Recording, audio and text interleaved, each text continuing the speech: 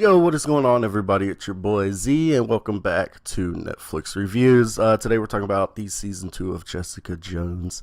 And first off, I always give a non-spoiler review for you people that are new to the channel.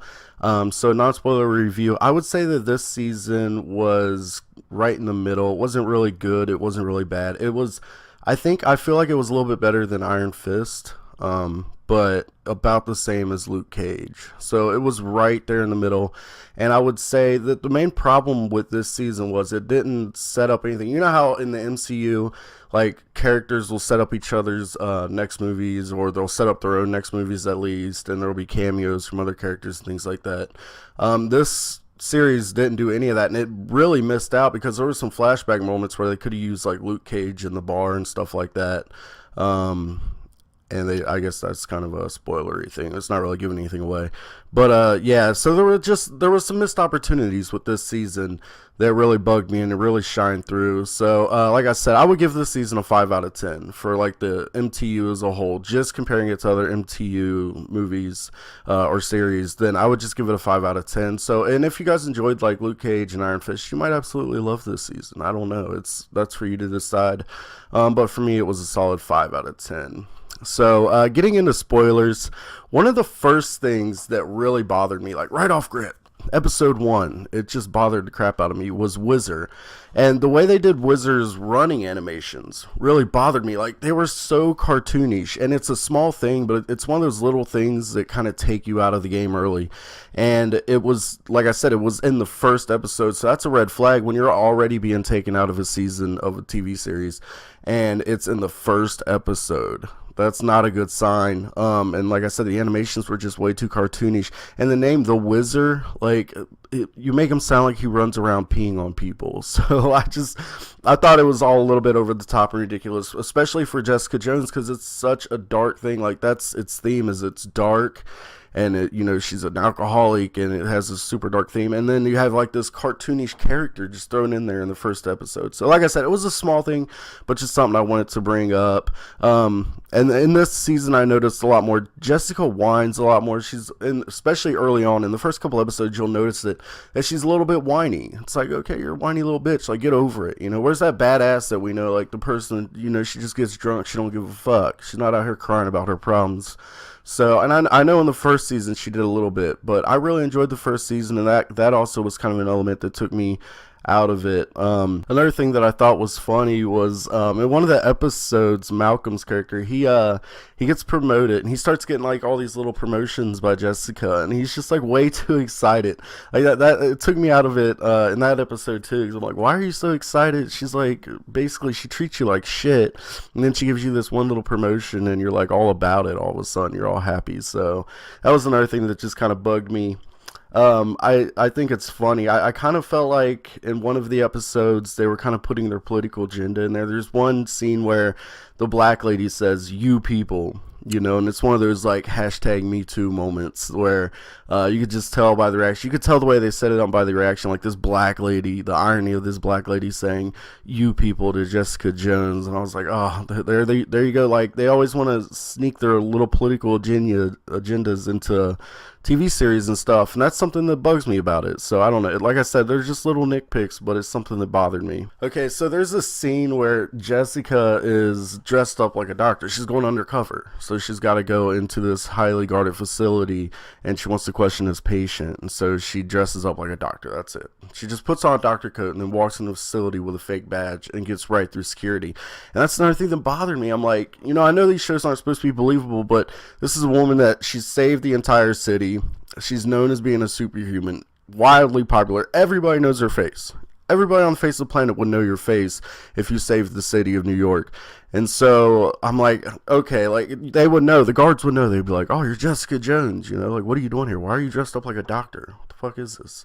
You know, so another thing, like I said, maybe I'm nitpicking a little bit, but I just wanted to bring up these points, you know, really just to let you guys know that I really watched the show and got into it.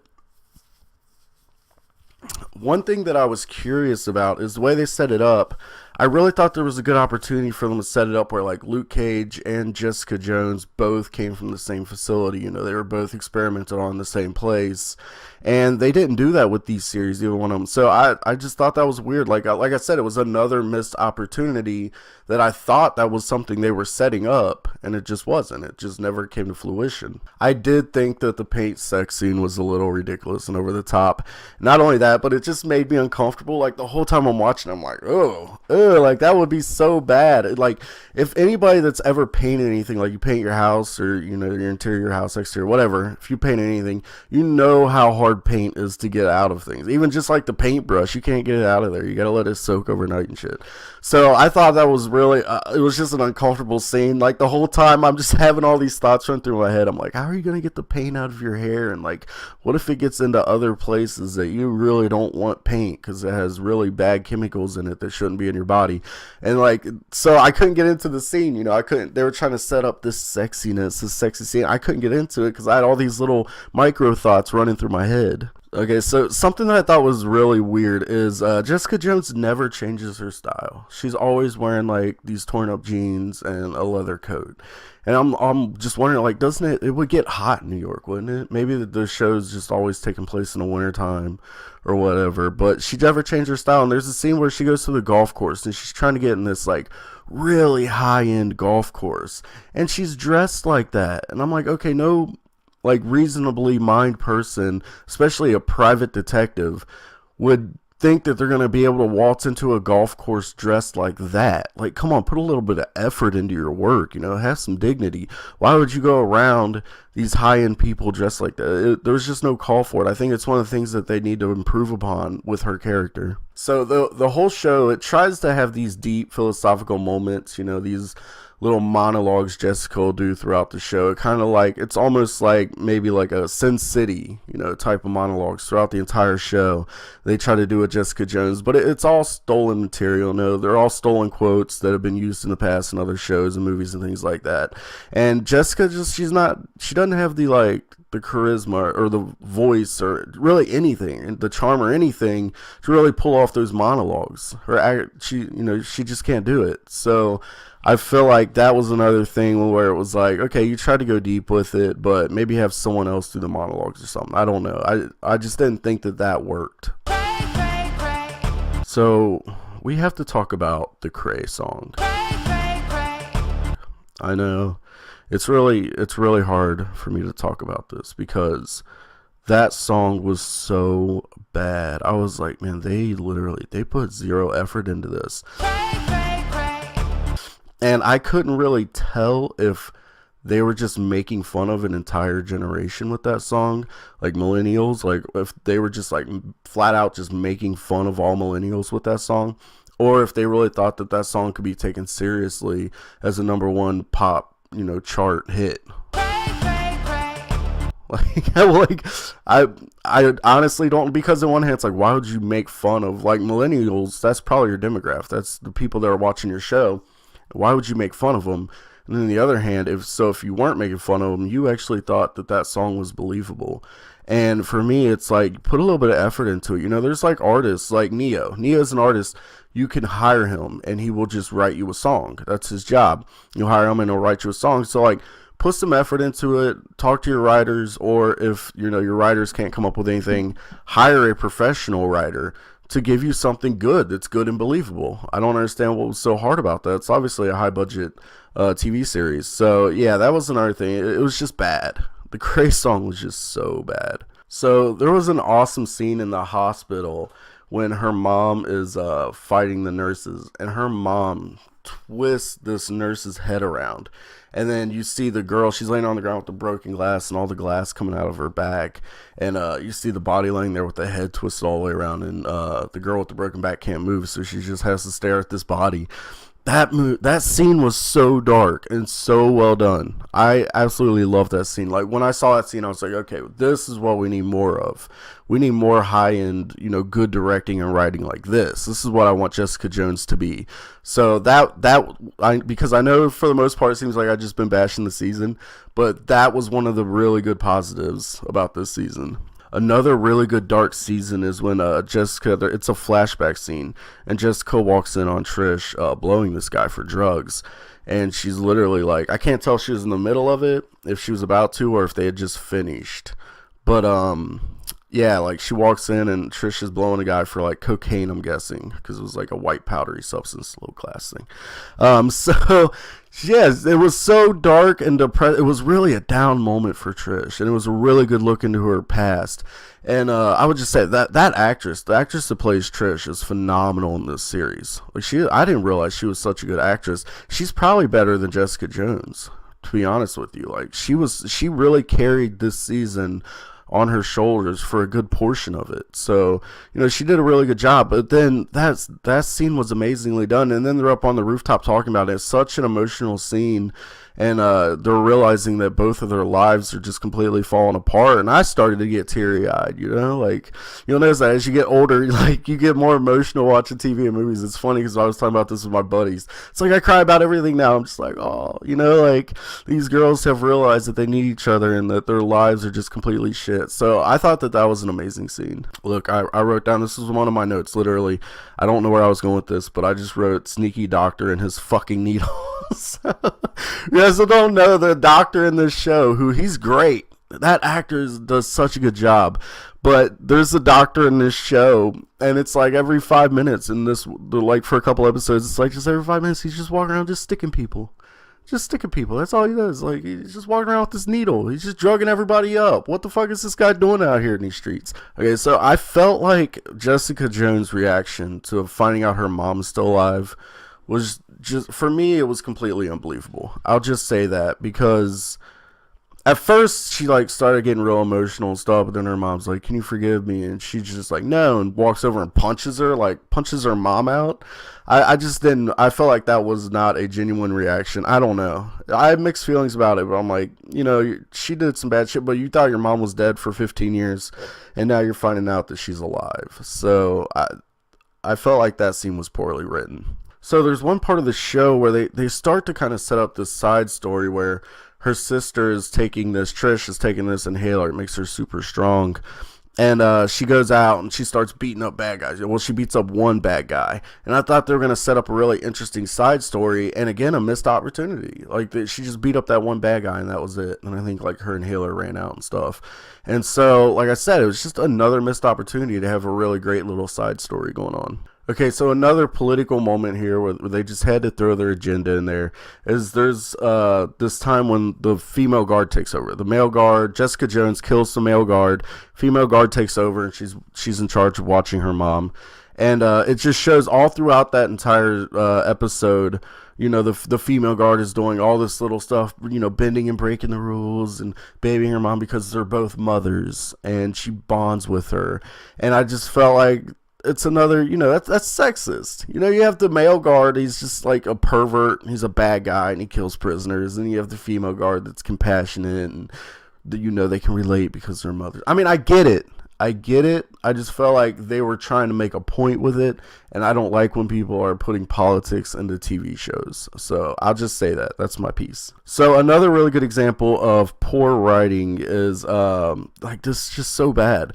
So basically she has the doctor's journal. Jessica Jones has the doctor's journal, and the police officer asks her how she got it. And she's like, well, family heirlooms just seem to fall in my lap. And that's the explanation. Like, it's never been brought up in any other episode before that. They don't show you how she got it. Like, when did she obtain this doctor's journal? It's a legitimate question. And it's funny that they even put it in there, because if they wouldn't have ever said anything, like if the cop had never asked her, I might have not even caught on. I might have just assumed, like, at some point they probably showed it. But then I was thinking back, and I'm like, when did she get the journal? I don't remember a journal ever being brought up. So then at that point, now it's bugging the fuck out of me. And you're the one that brought it up, Netflix. So I just thought that was funny. Like I said, just another example, just to hammer my point home that there was some really shitty writing in this season. So I do think it's funny how they act like the mom is like the Incredible Hulk. Like, she's this unstoppable force. She's like gonna take out the military if they try to fuck with her. And it's like, no, dude, like, somebody just shoot her. Like, it blew my mind that she was able to get out of the prison. Anybody that's ever been in a prison, which I've never been to prison, I've been in a county jail, like visiting someone, which for you guys that have never been in county jail, that's spot on. You go in, you go through a metal detector, they pat you down, and then you sit down, and there's this glass, and you pick up the telephone. Like, all that is real. But yeah, so if you've ever been in a place, those places are highly guarded, and in prisons, I'm pretty sure the guards have guns. I don't know. I'd have to ask my buddy. I actually have a buddy. This is a funny story, but a buddy of mine, he's actually a police military officer, but when he's not on active duty, he is a prison guard, and he was actually, I forget the name of the TV show, I'd have to look it up, but he was actually on this TV show, and one of the prisoners peed on him. So, like I said, just a funny side story, but it was interesting. But like, if you asked him, like, there's no way that mother is getting out of there alive. They will shoot you. There are guards up in the tower with sniper rifles, and they would not hesitate, especially if she's like the most dangerous criminal in the whole facility. Like, they're going to cap you. That's it. They're going to drop you. You're dead. Boom. You're done. You're not making out of that prison alive unless you sneak out, which she doesn't. She busts through the door and walks out the front. No. She would be capped immediately. She would never make it 5 feet outside that prison. So, like I said, I know these shows aren't supposed to be completely believable, but there are moments where it's just bad writing and it takes you out of the episode. They did basically steal the entire like Hulk and Black Widow thing that the MCU has going on, where like Black Widow can control the Hulk, you know, when he's in his rage mode, and she says her little line, I forget what it is, sun's getting real low or whatever it is, and she calms the Hulk down. They completely stole that entire thing. Like, they made it like Jessica Jones is the only one to control her mom, and her mom's just like I said, they acted like her mom was this unstoppable force, and she's not. Man, they really tried to play super hard on a Trinity star power, didn't they? Like, there was a scene in the barber shop where she's even dressed up exactly like Neo is in one of the Matrices. I forget if it was the second or third one, but dead on. She's wearing like the exact same outfit he is, and I was like, okay, way to remind us that she was like a superstar once. I did think that it was funny. So there's a scene where they make fun of the Spider-Man quote, with great power comes great responsibility. And I thought that was awesome. It was one of the very few, I mean extreme, it might have been the only kind of laughable moment throughout the entire episode, which was another thing that bothered me, because there were a couple times they tried to be funny, but that was really the only genuine one where I was like, okay, that's pretty funny, because basically Jessica's like, if you say with great power comes great responsibility, I'll throw up. And I was like, all right, yeah. Like, we've heard it enough. We get it. Okay, so I thought that the ending of this, because I know that I've pretty much bashed this entire season of Jessica Jones, but I thought the ending was truly amazing. I mean, it redeemed the entire story. I probably would have really hated this season if it wasn't for the pretty much the last episode. It had a truly redeemable quality. It got really emotional, and so basically I'll set up the scene. They're in the Ferris wheel, and they had talked about like the Ferris wheel is their spot. So really, it's pretty emotional right off the bat. But then they're having this story, and the mom's basically like, I have to die, you know, I have to go, you have to leave me. You know, the only way this ends is if I die, because if not, the cops are going to kill both of us. And right as soon as like Jessica's about to go into her monologue, you know, like, no, you can't go, I need you. No, like as soon as she's like, no, her mom gets capped. Like, Trish blows her mom's brains out, just shoots her in the back of the head. And I was like, whoa. Like, I did not see that coming. And then Jessica's reaction, my heart physically started beating faster, because Jessica turns and looks at Trish and jumps like a 30-foot jump down off this Ferris wheel, and is just standing in front of her. And like, the acting was so good. Trish is like, no, and tries to run away, dude, and Jessica just grabs her and fucking slings her like a rag doll, you know, and she's like, run, get the fuck out of here before I kill, because Jessica knows, like, I'm gonna fucking kill you, get out of here. Like, that scene was so great, man. Like I said, there were some really good scenes in this season, and I just wanted more of that. That was a really good scene, man. And like I said, there were really good scenes in this season, but there were just too many things that took me out of it to make it truly great. And I love the MCU, like, I really do. Like, Daredevil is one of my favorite shows. Punisher is one of my favorite shows, because I don't want you guys thinking I'm just an MCU basher, because this is my first review, but I do love those shows. There's some of my freaking the Punisher it might be one of I can't even talk right now. The Punisher might be my favorite TV series right now that's going right now. So I just wanted to hammer that home because I don't want you guys to think that I'm just a hater and I'm just bashing this. Anyways, I did think that Trish and Mom were both right. Like, she did have to die. The mom had to die, or the cops would probably have killed both of them. They would have shot both of them, or if they had to bring in the military, they would have killed both of them. So that was a good point, but it made me sad. Like, I thought that the mother character either getting away would have been a little bit better ending, and she just goes on and lives her life in peace, even though she couldn't. She wasn't capable of it, so she did have to die. Or if they just found a way to keep her around, because she was a super interesting character. If they just maybe sent her to the raft or locked her up to maybe use her later, because that actress was so good, and that character was one of the redeeming qualities in this show. Was really the story of how her mom survived this car crash and all the things she went through. That was a really good thing throughout the entire show, and I thought that it was sad that she had to die. But then again, like Kilcray, whatever his name was, Purple Man, you know, in season 1, he was probably one of the best parts about that season. They killed him off too, so it is what it is. Sometimes characters gotta die. It just sucks they can't find a way. And they did actually. They brought him back. They brought the Purple Man back for this season. And in those were some of the best episodes. Was when he was back, because he does such a phenomenal job of playing that villain role. And so it's always sad when these great, because you don't always get good villains. Sometimes you get these generic piece of shit villains. And it's always sad when you're like, man, he was a good villain. You killed him off. Like, you couldn't have used him later? Come on. I was a little bit upset that Malcolm left. He left to practice. Him and Jessica are no longer friends, and that's how they end the season. I just have to ask, like, who was that guy's barber, man? Who is his beard guy?